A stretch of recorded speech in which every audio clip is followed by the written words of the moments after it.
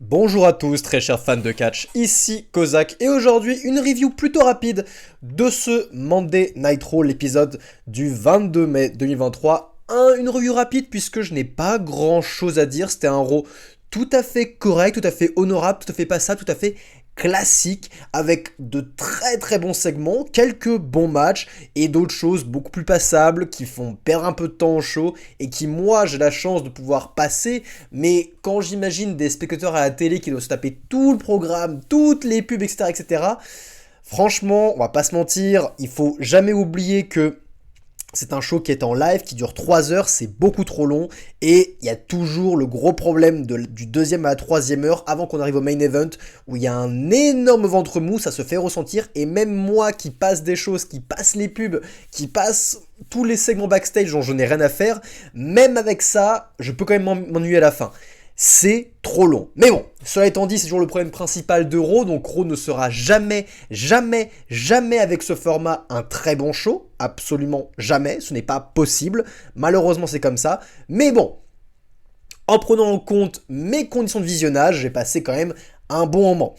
On va parler dans un premier cas de tout ce qui concerne Cody Rhodes et Brock Lesnar, puisque c'était sans aucun doute ce qui avait été plus intéressant pendant le show, c'était le fil rouge du show, et c'était les meilleurs segments. Parce que oui, Raw, qui a l'habitude de commencer avec le logo de la WWE, puis l'introduction de Raw, cette fois-ci a commencé in medias res. Introduction logo de la WWE, mais pas introduction d'Euro. Directement, on est dans les coulisses et Cody Rhodes se fait attaquer par Brock Lesnar d'une manière si violente et si brutale. On sent qu'il y avait... Je ne sais pas comment fait Brock Lesnar. Il y avait forcément des spots qui étaient prévus dans ce genre de cas. Il y a toujours des spots qui sont prévus. Mais Brock Lesnar arrive à faire en sorte que tout cela paraisse improvisé. Genre, je vais t'envoyer là, je vais t'envoyer là, je vais t'envoyer là. Et on sent que ça fait pas spot.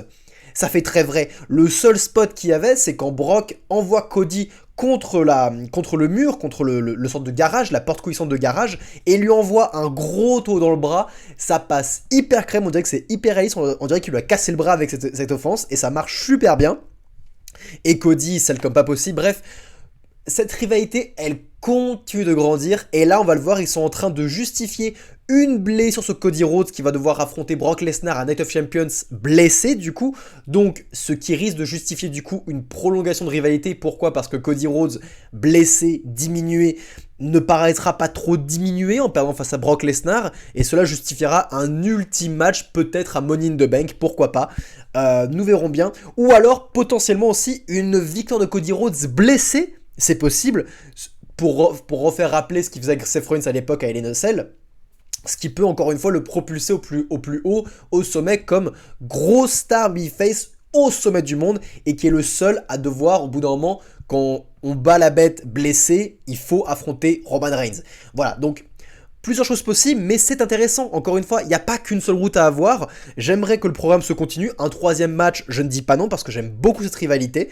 Ou une victoire décisive de Cody Rhodes blessé, je dis oui aussi, parce qu'on peut élever Cody Rhodes. Donc, allons-y, c'est un bon programme. Et puis après, du coup, après 1 heure de show, là où à chaque fois tout est extrêmement formaté, on a la musique du catcheur qui rentre pour faire son intro, etc., etc. Tout fait extrêmement préparé, calibré, et c'est un truc qu'on peut vraiment reprocher à la WWE et aussi actuellement à la AEW qui fait ça de plus en plus. Tout fait très faux en fait, tout fait trop préparé, trop lisse.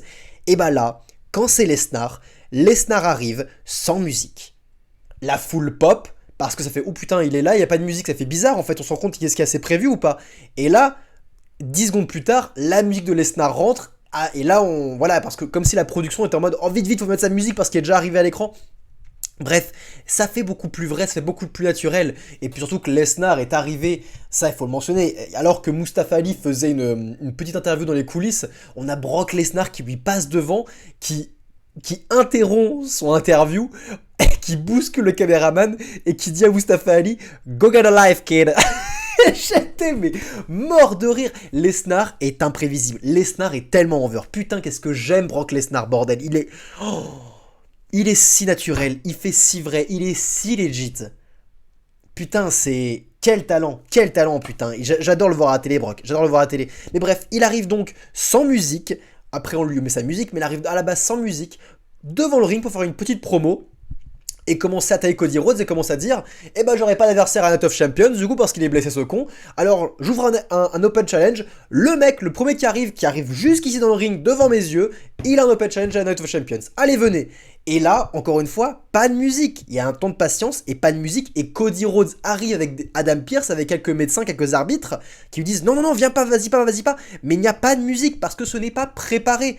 Parce que Cody Rhodes n'est pas allé voir la production en fait, mettez ma musique, j'y vais. Non, il a entendu l'annonce, il y est allé, et c'est beaucoup plus réaliste, et ça fait beaucoup plus vrai, et on est beaucoup plus intéressé. Donc Cody Rhodes y va sans musique, on sait que Cody Rhodes n'a pas besoin de sa musique, c'est bon, au bout d'un moment ça fait trop fake. Donc c'est génial, il y va, il monte dans le ring, il enlève le tissu qui tient son bras, parce qu'il est blessé au bras, il le vend très bien.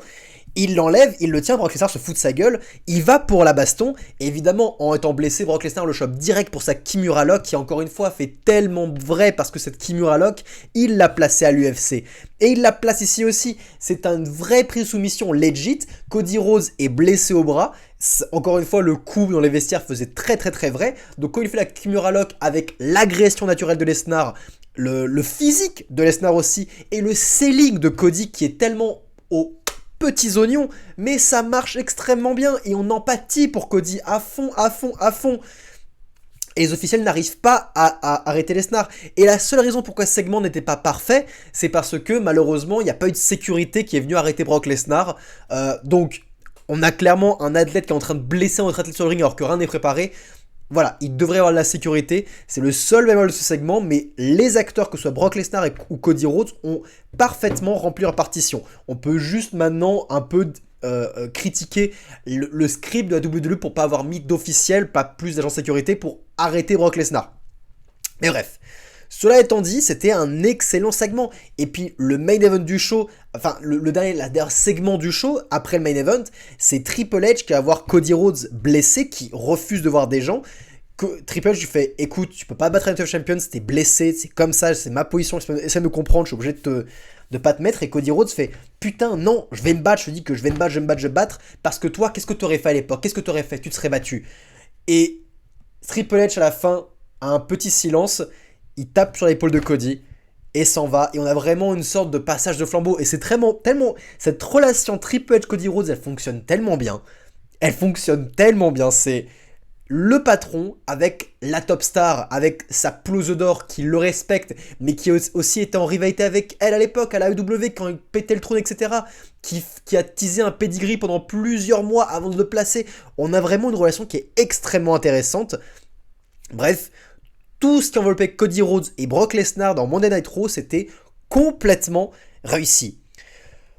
On peut parler aussi donc de Sami Zayn et Kevin Owens, qui avaient donc un match contre Imperium le soir même, mais avant de faire le match, ils ont ouvert le show. Enfin non, Paul Heyman a ouvert le show et après ils ont suivi Paul Heyman pour teaser un peu leur match contre Roman Reigns et Solo Sikoa. Donc voilà, un teasing basique, Sami Zayn et Kevin Owens paraissent toujours plutôt réalistes par rapport au script qu'on leur donne, donc ça va, ce sont des bons talkers, ils arrivent à paraître réalistes.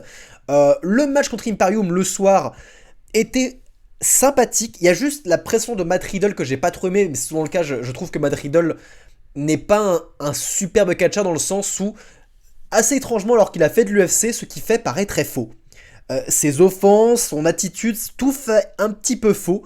Alors que par contre, j'adorais la partition. La partition, je sais, c'est un concert le catch. J'ai beaucoup aimé ce qu'on proposait Sami, Kevin, Imperium, même Giovanni Vinci, que j'ai beaucoup aimé pour cette fois-ci, et Gunther surtout. Voilà, ils ont fait un beau petit main event sympathique. Ce n'est pas Gunther qui a pris le tombé. Gunther a toujours paru extrêmement dominant, mais le tombé a été fait sur Giovanni Vinci. Voilà, c'était un bon petit main event, un bon petit match.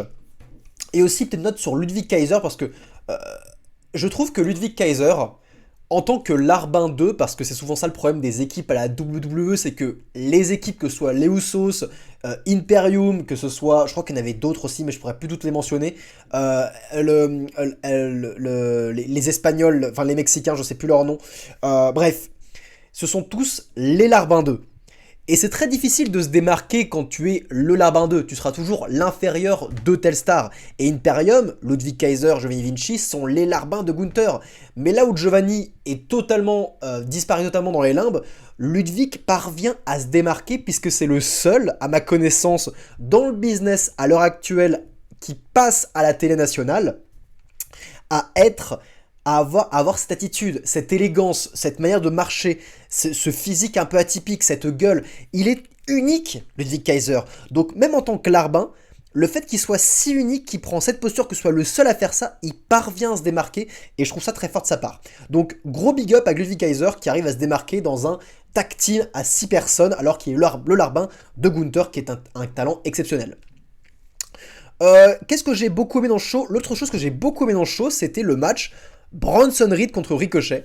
Bronson Reed, j'aime beaucoup ce talent, mais malheureusement, on sait pas trop où ils vont avec lui. Il a eu beaucoup de défaites qui ont un peu atténué sa crédibilité. Ricochet, quant à lui, malgré le fait qu'il prend beaucoup de défaites, est moins atténué puisque via son physique, via la position qu'il a dans la carte, il a cette place-là et c'est bien. Il a quelques défaites, quelques victoires. Il est plutôt constant dans ce domaine-là et c'est un excellent babyface Ricochet qui fait des manœuvres exceptionnelles, qui fait des manœuvres de dingue, qui fait du catch un peu trampoline que je peux dénoncer à la AEW. Mais à côté, le mec, il vend et chaque coup est extrêmement important et ne sort pas de nulle part. Ricochet, je trouve que si vous voulez faire du catch aérien exceptionnel, il faut vous inspirer de Ricochet ou de AJ Styles à son prime.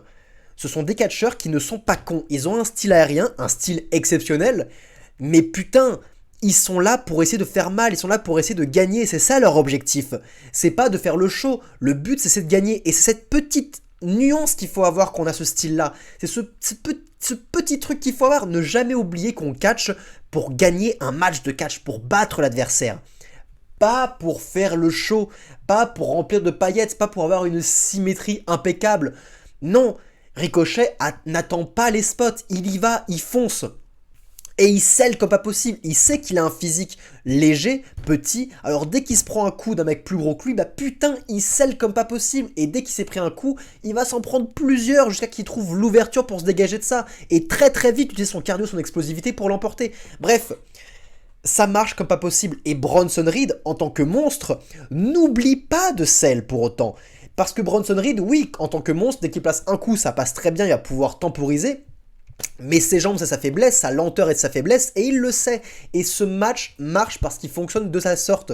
Ricochet gagne de l'avantage en affaiblissant, en diminuant Bronson Reed au niveau des jambes pour ralentir ce dernier, pour ne jamais que ce dernier utilise sa force. Et Bronson Reed, au moment où il utilise sa force, essaye quant à lui de stopper Ricochet, de le calmer le plus possible pour pas se faire avoir par son explosivité. Bref, c'est logique.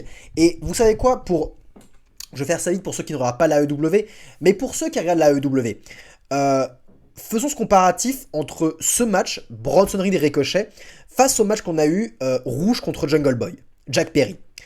Ce match-là est totalement réussi. Jack Perry contre Rouge était une catastrophe. Alors oui, le match en tant que tel n'était pas mauvais, mais il faut penser à pourquoi on fait des matchs de catch? Pour élever les talents, pour raconter une histoire, pour construire des programmes. Qu'est-ce qui s'est passé avec ce match? Bronson Reed a été élevé puisqu'il a remporté la victoire alors que Ricochet a fait une performance pas possible, et Ricochet a aussi été élevé parce qu'il a fait face à un athlète, à un monstre qui fait 3 fois son poids et a réussi à placer des offenses, à résister, on a même cru qu'il allait remporter la victoire. Et tout cela faisait extrêmement naturel. Ricochet a perdu certes, mais a été élevé dans la défaite. Bronson Reed, quant à lui, a continué sa série de domination. Bronson Reed, le projet est sur lui à l'heure actuelle. On fait ce match surtout pour construire Bronson Reed, sans faire perdre Ricochet. C'est ça le but. Maintenant, étudions Jack Perry versus Rouge à l'AEW. Jack Perry est actuellement dans le programme du championnat mondial au pay-per-view. C'est lui qui va être dans un Fatal 4-Way pour battre le champion mondial, c'est-à-dire le plus haut de la carte. Jack Perry, dans un sens, est au sommet de la carte actuellement, doit être construit pour être au sommet de la carte actuellement. C'est comme ça que ça se passe. Rouge, quant à lui, est un mec qui n'a eu que des défaites importantes et qui n'a aucun programme à l'heure actuelle. Donc Rouge doit faire le job pour Jack Perry. Rouge doit élever Jack Perry. Et qu'est-ce qui s'est passé à la AEW? Parce que c'est vrai que quand j'ai maté le match, j'ai pas forcément pensé, mais après en y repensant, j'étais en mode mais putain, mais évidemment, c'est dingue comme c'était pas bien booké en fait.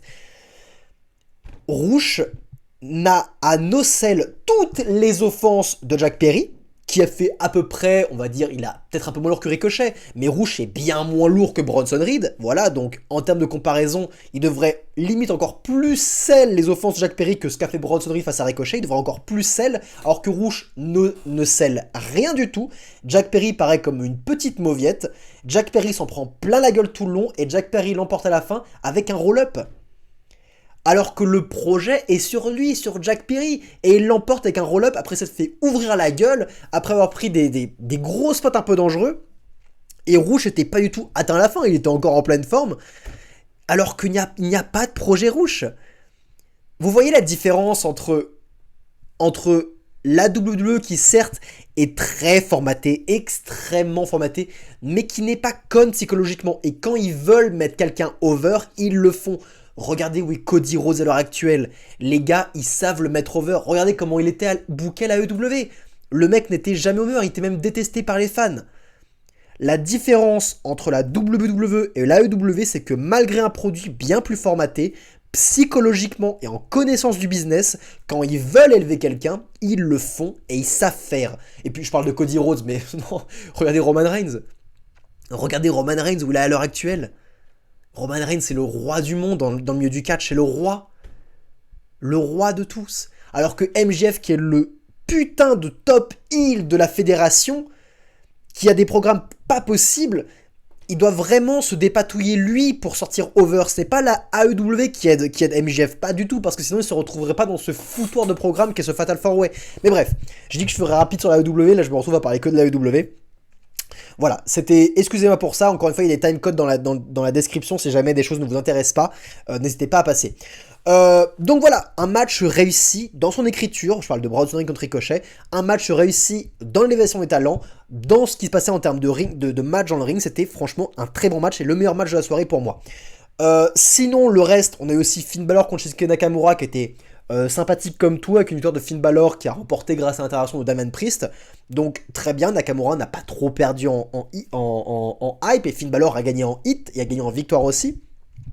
On a eu cette signature de contrat entre Becky Lynch et Trish Stratus qui était très divertissante. Je trouve que Trish Stratus fait un superbe travail en tant que heel, qu'elle est littéralement insupportable.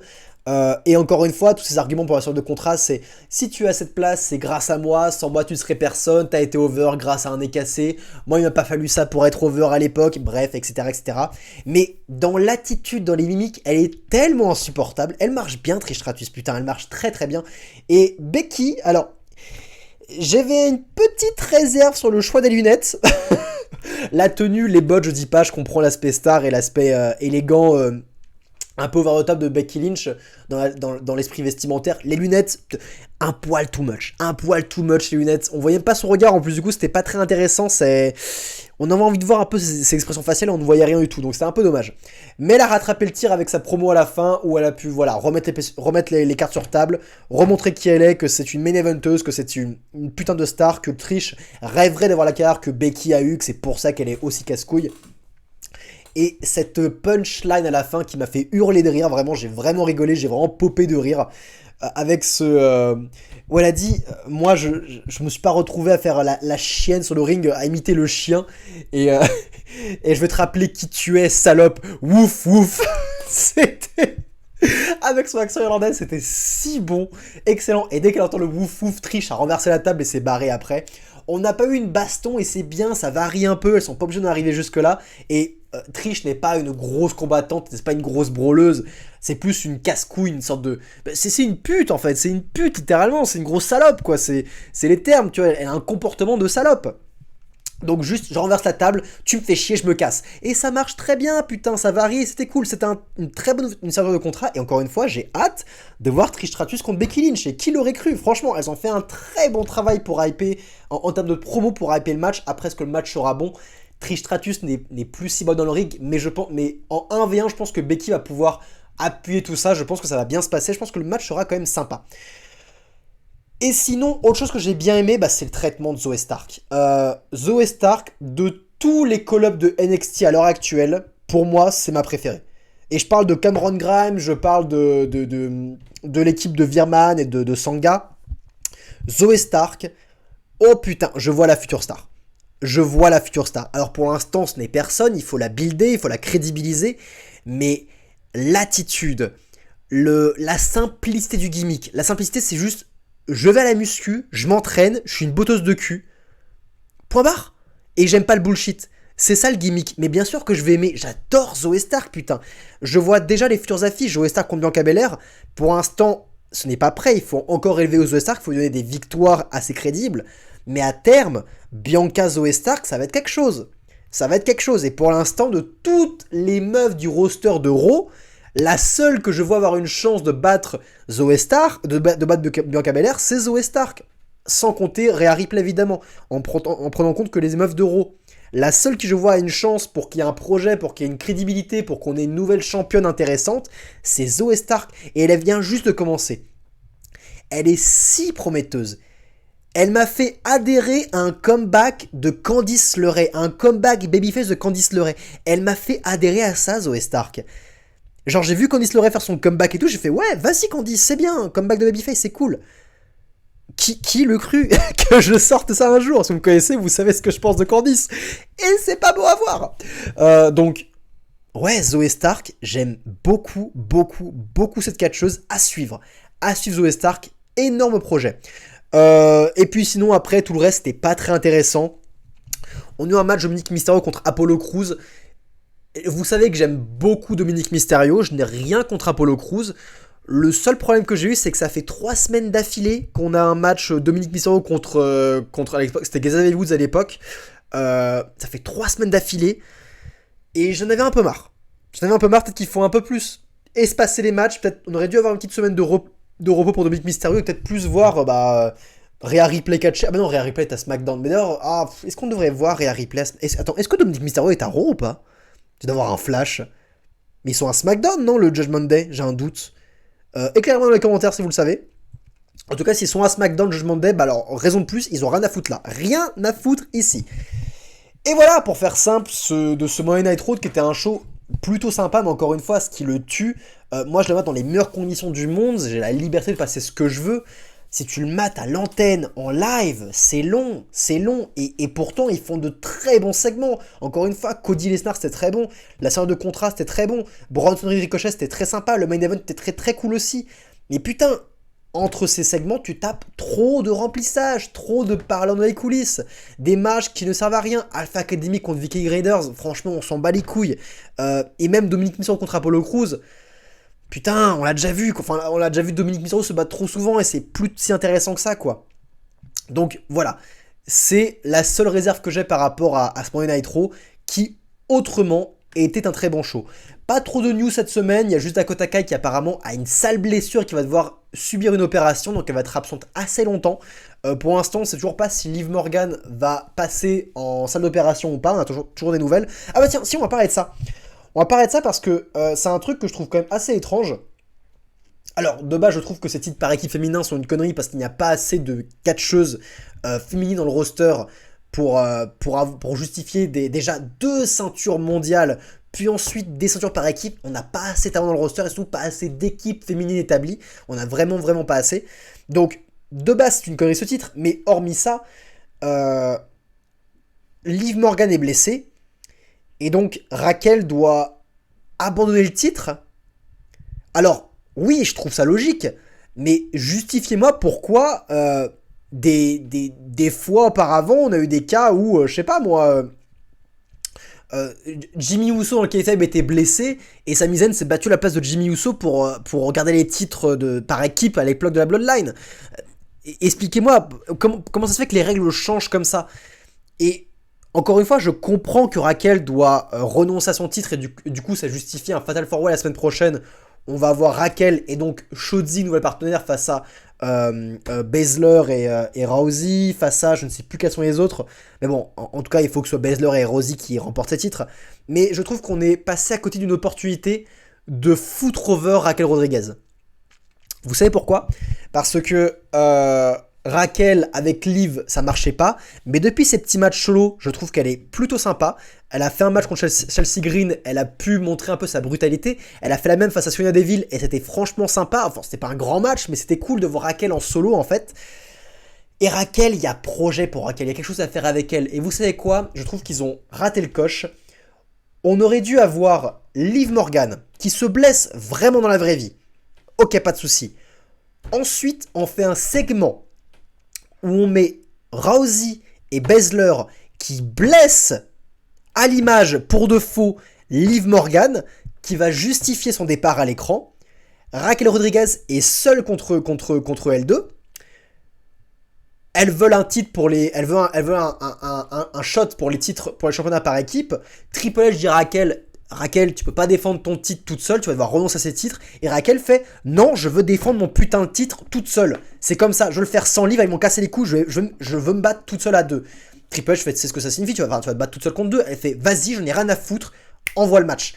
Et un match, Raquel Rodriguez en handicap face à Rousey et Baszler, où Raquel montre le maximum qu'elle puisse faire, et c'est une powerhouse, donc elle peut mettre à mal Rousey et Baszler, ça peut marcher comme pas possible, mais évidemment, elle finit par se faire avoir parce qu'elle est en infériorité numérique, et finit par perdre les titres, et du coup, on a nouvelle championne, Rousey et Baszler qui ont gagné à 2 contre 1, donc en termes de hit, c'est pas cool, ils vont avoir de la hit, et il faut avoir de la hit pour cette équipe, ça fonctionne.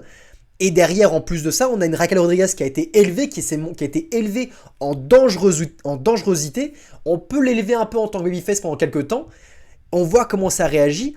Et si ça ne marche pas en babyface, si elle n'arrive plus à être si over, et bah maintenant on a quand même établi qu'elle est dangereuse. Et quand Liv Morgan revient, ou même autre chose, si on n'a pas le temps avant ça, on a Raquel qui extermine d'un coup, qui pète un câble, qui est frustrée comme impossible et qui tourne heel. Et boum, on la construit en tant que heel, en tant que dangereuse heel. Et ce programme Liv Morgan Raquel Rodriguez, on prend Raquel qui détruit Liv Morgan. Liv Morgan n'est pas trop diminuée dans la défaite, mais on élève Raquel Rodriguez en Monster Heel, et comme ça, si... Ou alors, voilà, ou en Monster Heel, comme ça, si Rhea Ripley fait un face turn, on a Rhea Raquel, grosse affiche, ou alors on a Bianca Raquel, grosse affiche, ou alors si on veut garder Raquel face, et ben dans ce cas, Rhea ne tourne pas, elle reste heel, on a Raquel babyface, Rhea heel, enfin bref. Putain, occasion manquée de construire Raquel Rodriguez, de la rendre crédible, de la rendre agréable à regarder en solo, parce que putain, elle est mieux à voir en solo qu'en duo, Raquel Rodriguez, putain, vraiment, hein. Bref, c'était seulement ça, c'était pourquoi ils ont pas fait ça, je ne sais pas, c'est comme ça que je l'aurais booké personnellement, mais bon, ils font ce qu'ils veulent, c'est comme ça. Prenez soin de vous, bande de fans de catch, c'était Kozak.